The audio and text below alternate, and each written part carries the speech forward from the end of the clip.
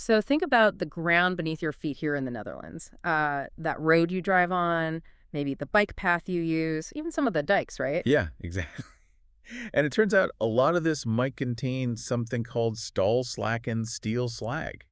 Seems okay, but maybe not. Right. And that's what we're diving into today. These hidden environmental risks tied to stall slack, and specifically from Tata Steel in IJmuiden, and, well, the pretty serious allegations that government bodies knew about the dangers and might have downplayed them for years. Exactly. A recent investigation by Newser brought some really concerning stuff to light about this material. We've looked at excerpts from their video transcript to get you the key details. And the goal here. The goal is really to, unpack this. What are stall slack and what's the timeline? And what does it potentially mean for our environment, for our health? Just trying to get a clear picture of, a pretty complex situation. Okay, so stall slacking. Yeah. Let's get down to basics then. What exactly are we talking about, and why should we be paying attention? Well, they're basically this gray sort of stone-like stuff, a residual product from making steel up at Tata Steel in IJmuiden. A byproduct. Yeah, a byproduct. But the amount is, well, it's striking. We're talking huge quantities, something like 650,000 tons every single year. 650,000 tons annually. Annually, yeah, that's equivalent to maybe 26,000 truckloads. So Tata Steel ends up with this massive amount of what the investigation calls polluting residue. And frankly, they struggle to figure out what to do with it all. Right, a huge pile of industrial leftovers. And this gets us to the core of that new SUR investigation, this really serious accusation that Rijkswater State, that's the Public Works and Water Management Agency and the Ministry of Infrastructure, they allegedly knew about the risks. That's the central claim, yes. Yeah. That they knew about the risks with stall slacken and kept it quiet for years. Wow. The investigation uses pretty strong language, calls it a potential scandal, a lecken de cast, Right. a skeleton in the closet. The skeleton in the closet, right. But the claims go deeper.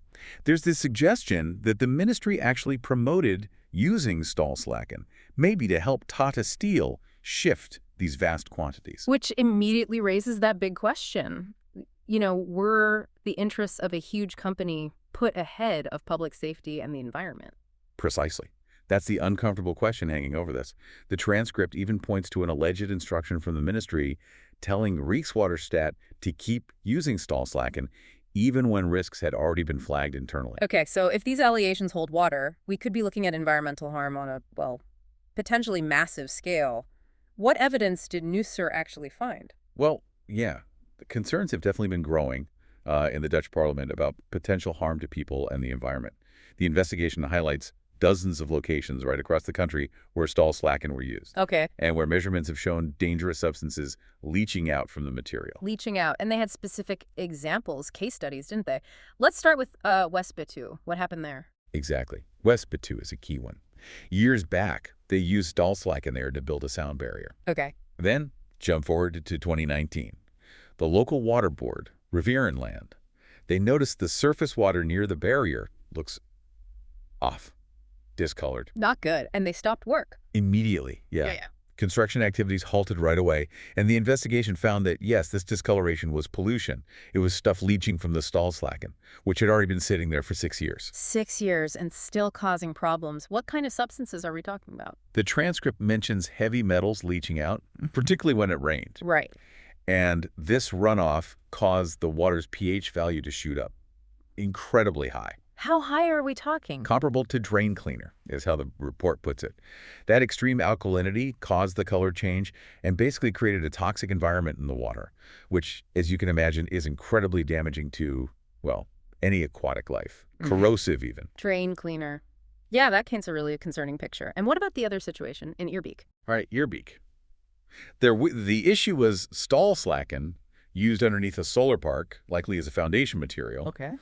And a local resident reported getting frequent nosebleeds, which they personally linked to the slag being there. Wow, that's disturbing. And there was visual evidence, too. People described seeing gory stuff running off the stall slacken onto nearby paths. So we've got these localized incidents, but with potentially serious impacts. How widespread is this stuff, though? How much stall slacken are actually out there across the Netherlands? And this is where the scale just becomes, apparent and alarming. Tata Steel sells the stall slacken, through an intermediary to construction companies basically all over the country. And back to that huge annual figure, 650,000 tons. Exactly. So you multiply that over the years, the decades. Right. The total amount spread across the Netherlands is potentially enormous. And here's the really alarming part, according to Newser. No one in the Netherlands seems to have a complete map. No one knows exactly where and how much of this stuff has been used over the decades. That's kind of staggering. A potentially hazardous material distributed nationwide and no central record. Precisely. They know for sure about over 100 locations. Okay. Over 100 confirmed. But the real number could easily be in the hundreds, maybe even more. Lots of unknown sites. And the reason this could happen? Basically, a lack of restrictions. There haven't been significant rules stopping the use of stall slack in here. Which brings us back to that local authority, West Spittoon. They identified a problem, but now they're kind of stuck with it. Yeah, they're in a real bind. They've got this large quantity of unwanted stall slack, and they can't really get rid of it. There's no demand anymore. So it just sits there. Seems like it. And the transcript says it's costing the municipality real money every year, between 3 and 3.5 tons in expenses, just to manage this stuff they don't want. So the local council is left holding the bag, essentially. It really illustrates that point, yeah, how local authorities can end up with the financial headache and the logistical problem of dealing with these residues. Okay, so locals are dealing with the fallout. What about oversight from the top? Were there warnings? Did national bodies raise flags about the risks? Oh, yes, there definitely were warnings. The Dutch Court of Audit, the Algemeen Rekenkamer, they put out a highly critical report focusing specifically on this lack of regulation for stallslaken. Directly to the government. Yeah, they warned the state secretary directly. Called it a worrying situation, said intervention was needed urgently. You know, it creates this real contradiction, doesn't it? The government promotes circularity, reusing materials. Right, the circular economy idea. But then this supposedly freely applicable byproduct is actually causing environmental damage. And was it just the Court of Audit? Or were others raising concerns too? No, the Inspectorate for Living Environment and Transport, the ILT, they also sent repeated warnings to the ministry, pretty close together too. So red flags were going up. Absolutely.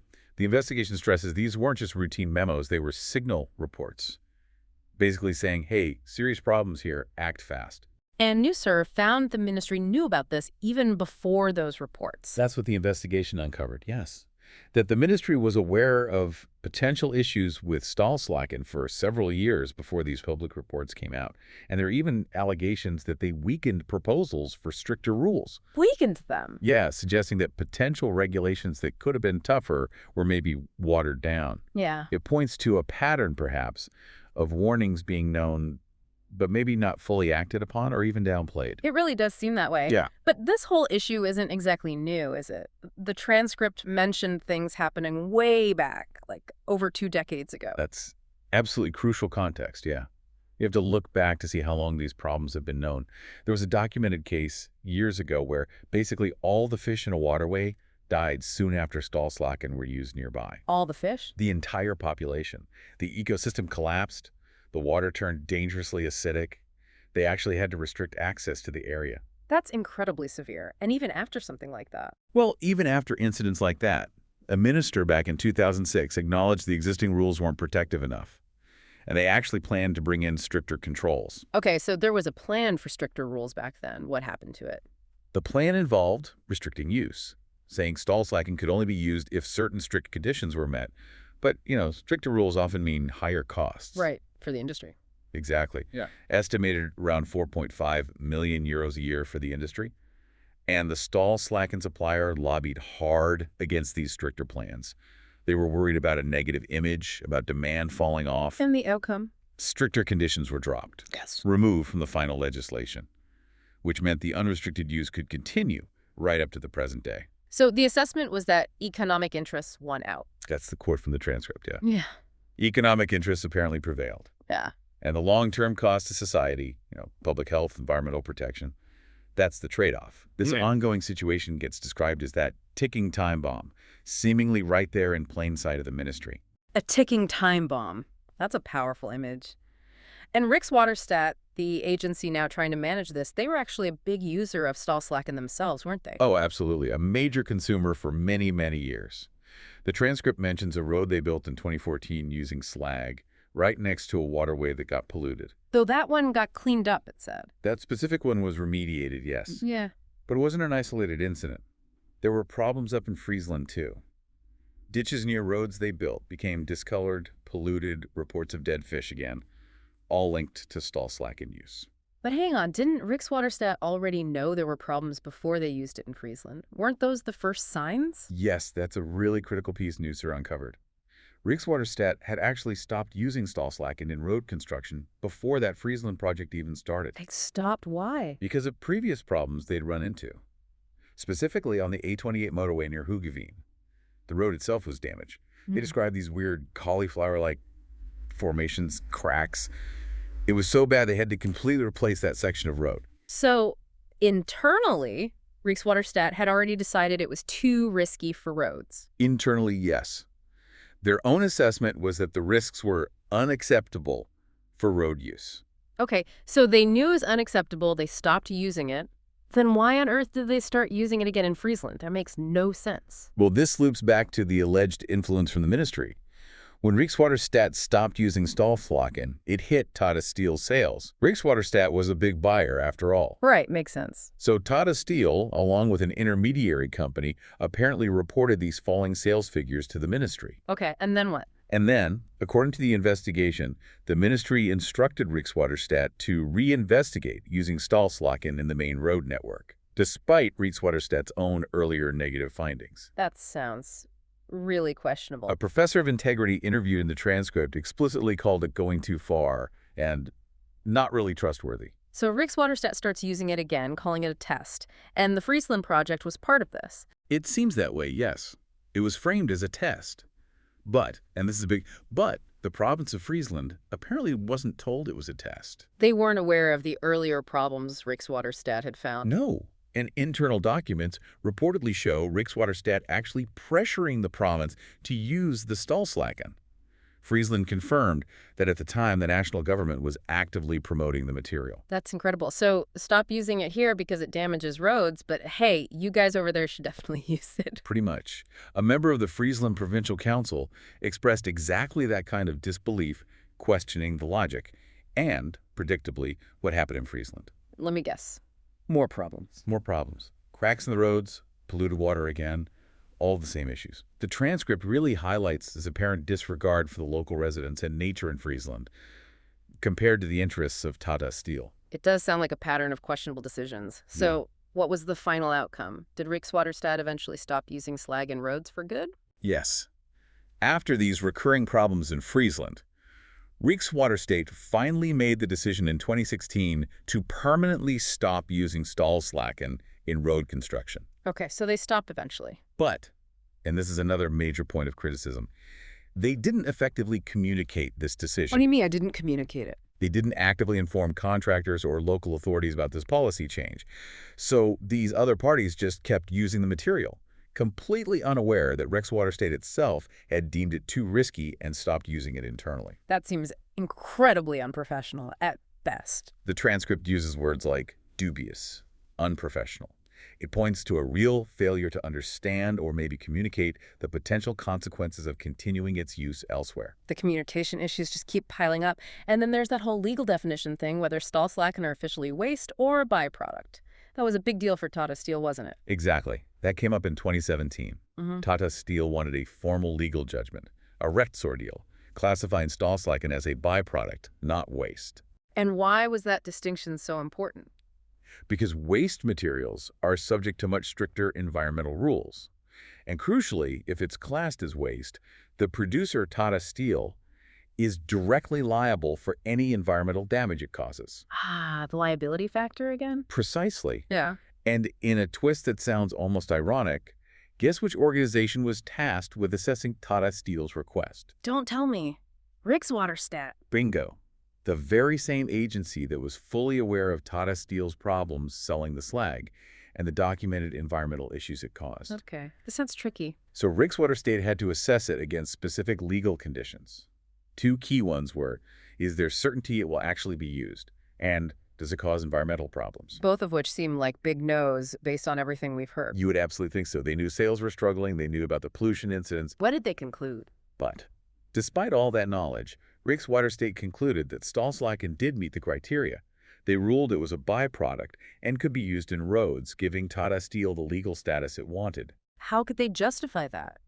The transcript calls that decision incomprehensible. It raises serious integrity issues.